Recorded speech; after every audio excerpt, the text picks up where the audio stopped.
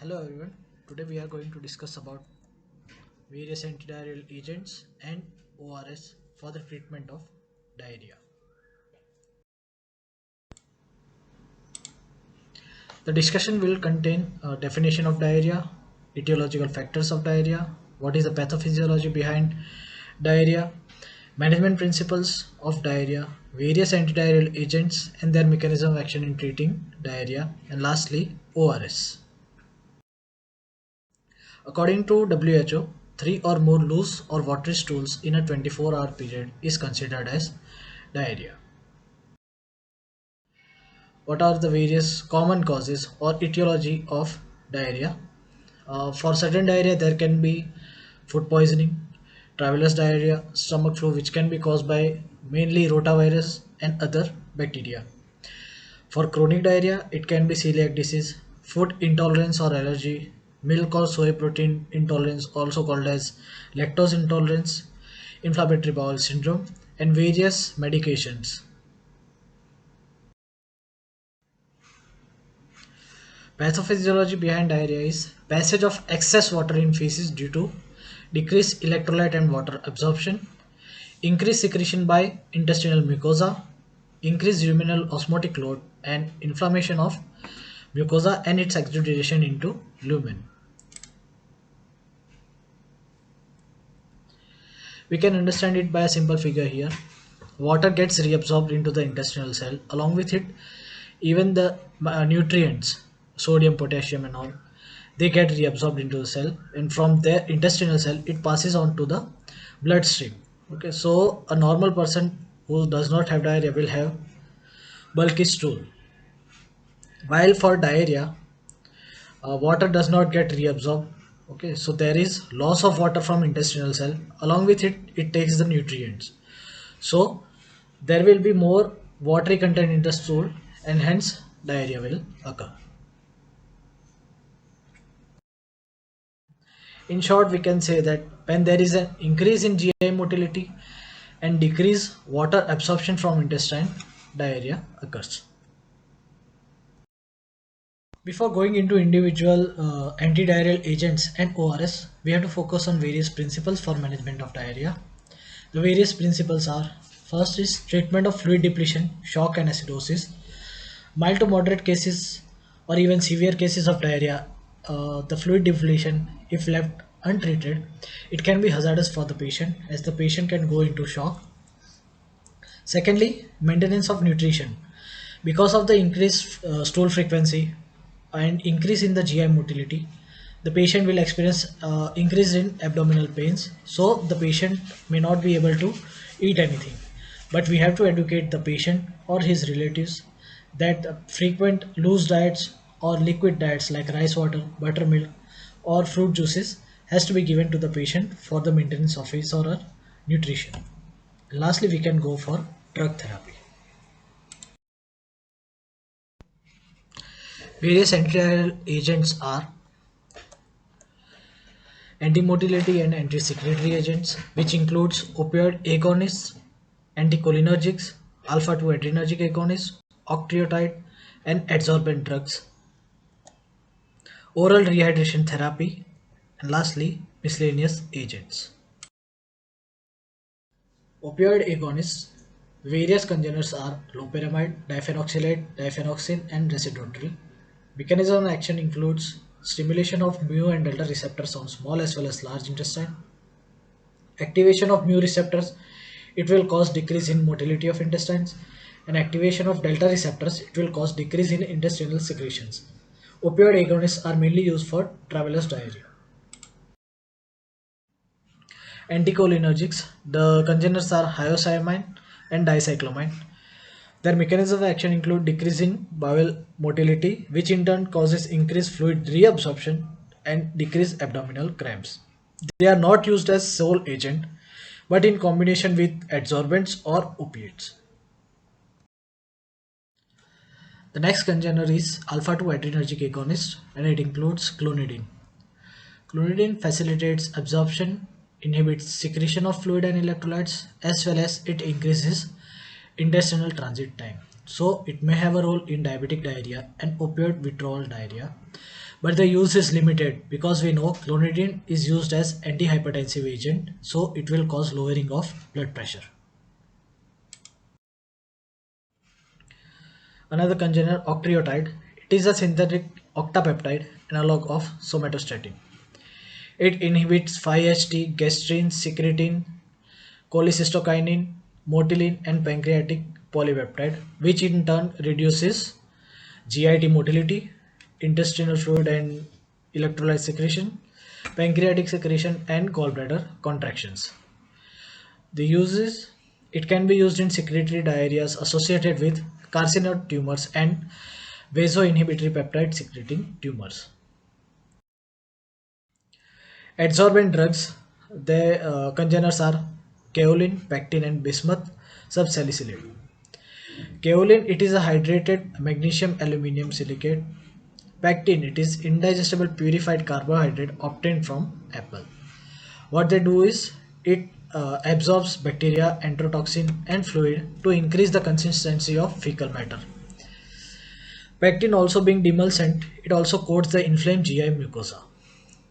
Bismuth salicylate, it reduces stool frequency and liquidity in acute diarrhea due to inhibition of prostaglandin and chloride secretions. They were used in the past, but their use is very limited in today's era. The miscellaneous agents are Lactobacillus sporogens and lactase. Lactobacillus sporogens, it is used to replace normal bacterial flora which is lost during acute diarrhea or due to antibiotics usage. It is also used as an adjuvant for aphthous stomatitis and diarrhea. Another congener, that is lactase. It is an enzyme and it is useful for individuals which have insufficient lactase enzyme in their small intestine. The normal function of lactase is to digest lactose obtained from dairy products. In absence of lactase in individuals, lactose will not be digested and in turn it will draw water into the GI tract and it causes diarrhea. After completing various antidiarrheal agents, now we will move to the most important part of today's discussion, that is ORS. What are the various general principles that should be kept in mind while preparation of ORS? First is ORS prepared should be isotonic or hypotonic, that is its total osmolarity should be between 200 to 310 milliosmolar per liter. Molar ratio of glucose should be equal or somewhat higher than sodium, but it should not be exceeding 110 millimolar. Enough potassium and bicarbonate or citrate, that is 8 to 12 millimolar, should be provided in the ORS prepared so as to compensate their loss in stool. Most of us would have come across this ORS packet or oral rehydration solution packet. ORS powder is a compound powder containing more than one ingredient for internal use for treatment of diarrhea and dehydration. According to WHO ORS 2002, the ingredients are sodium chloride 2.6 gram, potassium chloride 1.5 gram, trisodium citrate 2.9 gram, dextrose anhydrous 13.5 gram. In total, all this constitute 20.5 gram, and this has to be dissolved in 1 liter water, which is first boiled then allowed to cool. The previous ORS that was introduced in 1984, it had total osmolarity of 311 milliosmolar per liter, but due to higher incidences of edema, it was being changed, and the newer ORS, it has osmolarity of 245 milliosmolar per liter. In that sodium it is 75 millimolars, potassium 20 millimolars, chloride 65 millimolars, citrate 10 millimolars, and dextrose 75 millimolars. ORS can be prepared at home also. Various steps for preparation of ORS at home are: take 1 liter of filtered or mineral water, boil it, and then allow it to cool. Then add 1 fist of sugar, that is 20 grams approximately. Then add 1 pinch of common salt. The pinch should be of 3 fingers and it should be up to first crease. If available, add a pinch of baking soda and add half to 1 lemon juice. Mix all the contents properly and use within 24 hours. There is something like super ORS. So why is it called super ORS? Because apart from all the other constituents, it contains amino acids like alanine and glycine. Why are they added? Because it can enhance sodium and water absorption. Now, actions of individual ingredients of ORS. First is sodium chloride. It facilitates water absorption in small intestine in addition to sodium replacement. Potassium chloride, it maintains the nerve muscle activity. Trisodium citrate, it corrects the acidosis. Glucose, it facilitates water and sodium reabsorption. And water, it will replace the fluid loss. Various uses of ORS are: it can be used in mild to moderate dehydration cases, which can be due to diarrhea or due to vomiting or due to excess sweating. It can also be used in patients who are post surgical, post burn patients, and post traumatic patients where there are chances of fluid loss. It can also be used in patients of heat stroke so as to prevent dehydration in them. ORS can also be used whenever we are planning a change from IV to enteral feeding in a patient. Now we will go into dosage of ORS, that is how ORS is useful in various different conditions and in what doses. So first of all, ORS has to be taken till all signs and symptoms of dehydration disappear and the patient is able to pass urine normally. For mild dehydration, where the body weight loss is less than 5%, 50 ml per kg ORS, it has to be taken within 4 to 6 hours in small doses at an interval of half to 1 hour. In moderate dehydration, where the body weight loss is 6 to 10%, 100 ml per kg of ORS has to be taken within 4 hours in small doses at half to 1 hour interval. The maintenance dose.